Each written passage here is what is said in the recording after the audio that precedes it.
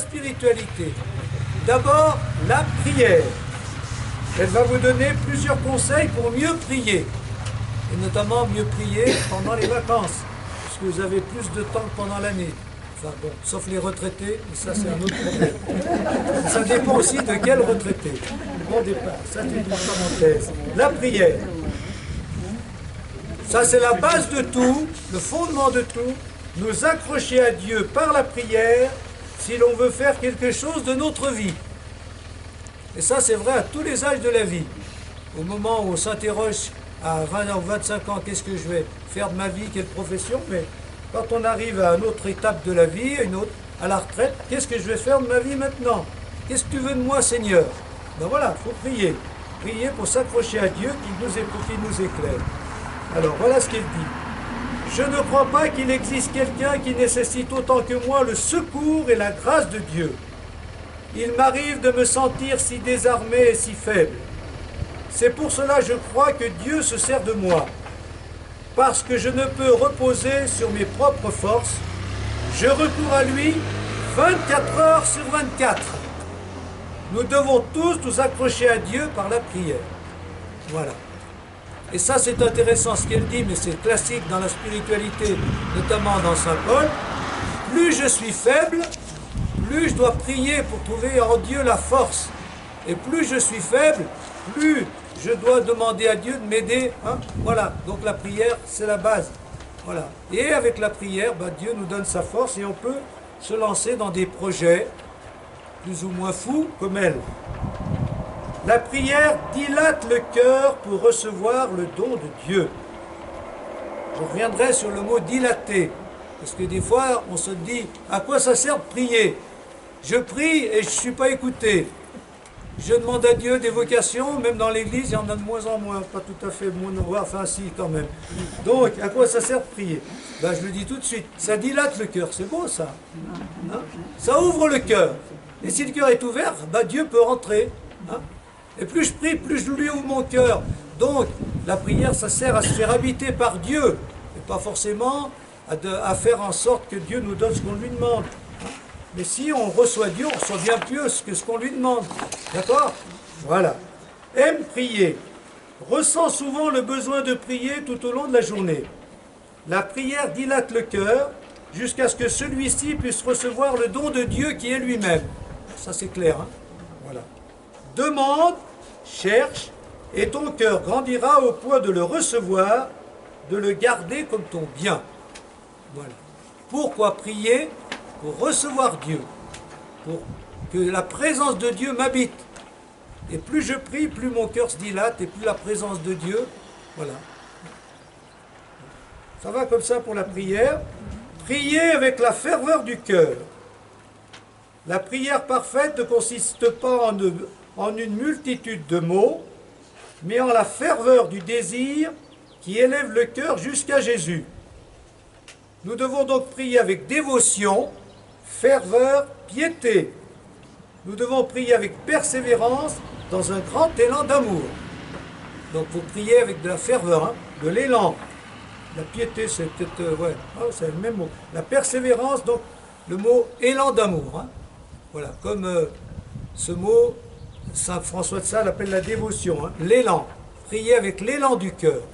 Et ça veut dire aussi que quand on prie, il y a des moments, comme elle d'ailleurs, hein, il y a des moments un peu de nuit où on n'a plus l'élan. Il faut quand même prier. Mais par contre, il y a des moments où on a des élans inattendus. Ça peut être dans la nature, ça peut être en plein air, dans une mini-retraite. Quand on a un élan, il faut transformer l'élan en prière. Parce que voilà. N'éteignez pas l'esprit, dit Saint Paul, hein, l'élan de l'esprit. Quand vous êtes, c'est vrai pour la prière. Voilà. D'ailleurs, Jésus, ça lui arrivait. Hein. Tout par un coup, il y a un élan d'esprit, et il te dit, en pleine journée comme ça, ou en plein au milieu de la foule, je proclame ta louange, Seigneur, hein, ce que tu as caché aux sages et aux savants. Donc il faut suivre les élans du cœur. Mais ça peut être aussi un élan de générosité. Hein. Tiens, j'ai envie de donner, allez-y. Hein. Parce que si on ne donne pas quand on a l'élan va s'éteindre. Hein. Voilà. Donc suivant les élans du cœur, les bons élans. Priez toujours plus. Nous désirons tellement bien prier, et puis nous échouons. Alors nous nous décourageons et nous renonçons. Si tu veux mieux prier, tu dois prier plus. Dieu accepte l'échec, mais il ne veut pas du découragement. Ça c'est beau, hein? Donc, on a le droit de mal prier, hein, mais pas d'être découragé au point de dire j'arrête. Prions. Voilà. Elle dit beaucoup de choses sur la prière. Hein. Voilà. Donc on voit bien qu'elle ne parle pas de la charité quand même. Hein. Hein, c'est quand même une grande spirituelle. Et ça, il faut le noter. C'est bien aussi à cause de cette spiritualité qu'elle a pu faire toute cette œuvre assez admirable dont tout le monde parle. Hein. Voilà. Le silence conduit à la prière. Nous-mêmes sommes appelés à nous retirer par intermittence dans un profond silence, dans l'isolement avec Dieu. Être seul avec lui, non pas avec nos livres, nos pensées, nos souvenirs, mais dans un parfait dénuement. Demeurer en sa présence, silencieux, vide, immobile, dans l'attente. Nous ne pouvons pas trouver Dieu dans l'agitation. Ça c'est classique, hein, vous le savez tous. Silence de nos yeux, ferme les yeux. Silence de nos oreilles, voilà. Silence de nos bouches, silence de nos esprits. Dans le silence du cœur, Dieu parlera. Ça va pour le silence? Voilà, les yeux, le cœur, les oreilles, voilà. Restez immobile. Puis Dieu vient ou vient pas, mais il faut attendre. Hein, voilà.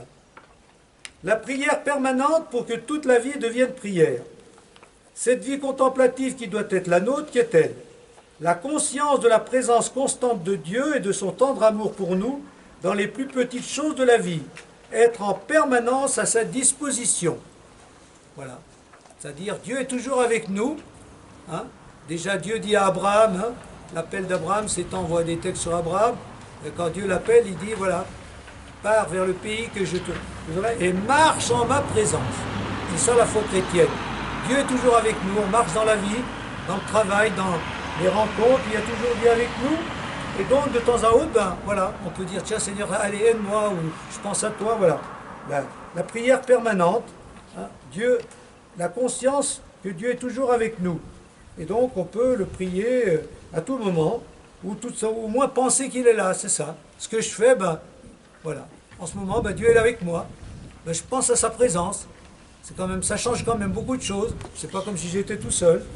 Et surtout quand c'est difficile. Voilà. Prier pour être rempli de la présence de Dieu et pour le royaume. C'est ce que demande Mère Teresa dans une de ses plus belles prières que nous faisons nôtre. Et si vous voulez, on peut commencer comme ça aujourd'hui. On peut dire la prière ensemble. Hein? Elle en a fait beaucoup. J'en ai mis une et une à la fin. C'est pas toujours les plus connues. Mais bon, on y va. Ô Jésus, aide-moi à répandre ton parfum partout où je vais. Inonde mon âme de ton esprit et de ta vie.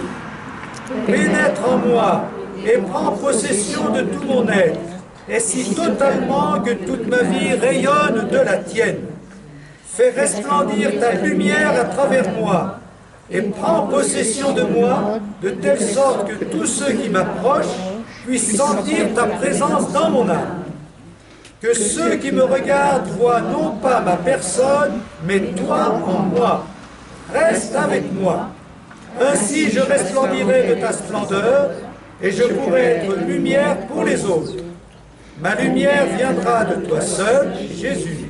Pas un petit rayon ne sera à moi. C'est toi qui illumineras les autres à travers moi. Inspire-moi la louange qui t'est plus agréable, en éclairant les autres autour de moi. Que je t'annonce, non en parole, mais par l'exemple, par le témoignage de mes actes, par l'éclat visible de l'amour que mon cœur reçoit de toi. Amen.